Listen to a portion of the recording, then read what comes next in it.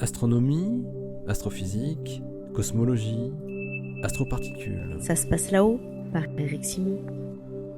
On connaît bien ce qui se passe lorsqu'une étoile accrète de la matière à partir d'une étoile compagne au sein d'un système binaire.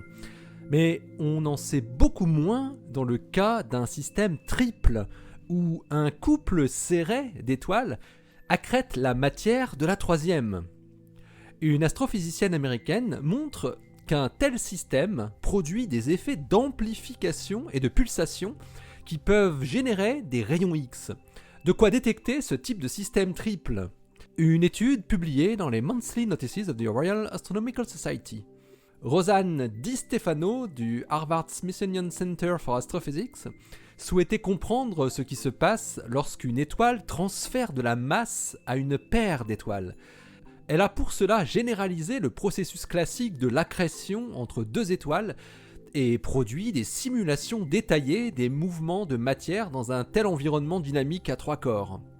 L'étoile donneuse commence à prendre la forme d'une goutte liquide, remplissant son lobe de roche, la zone où la matière lui reste encore liée gravitationnellement, puis commence à transférer du gaz via le point de Lagrange L1.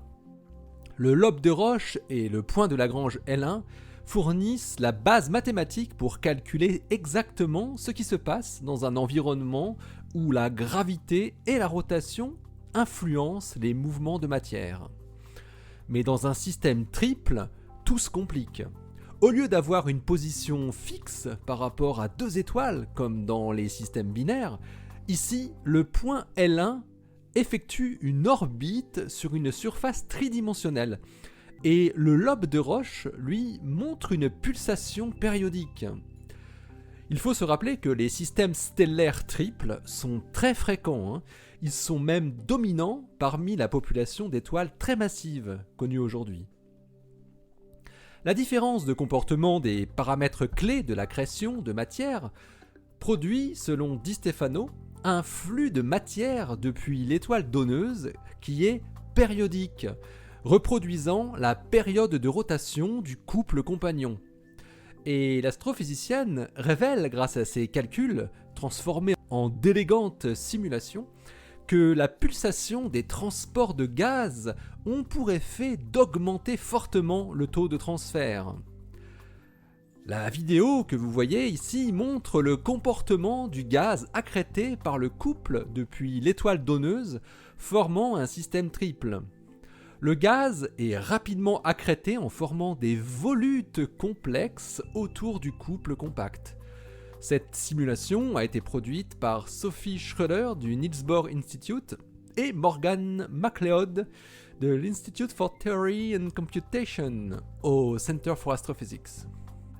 Le couple serré en rotation joue le rôle d'un aspirateur de l'enveloppe de sa grande compagne, à tel point que si ce couple binaire est constitué de résidus de supernova, des étoiles à neutrons ou des trous noirs, le fort taux de transfert de gaz peut en faire les sources de rayons X les plus brillantes de la galaxie. Rosanne Di Stefano en conclut que les astrophysiciens des rayons X devraient pouvoir facilement identifier des systèmes triples via ce mécanisme d'émission. Elle prédit même que certains objets, auparavant classés comme des binaires X, pourraient se révéler être en fait des systèmes triples, dans lesquels un couple resserré accapare rapidement de la masse à la troisième compagne.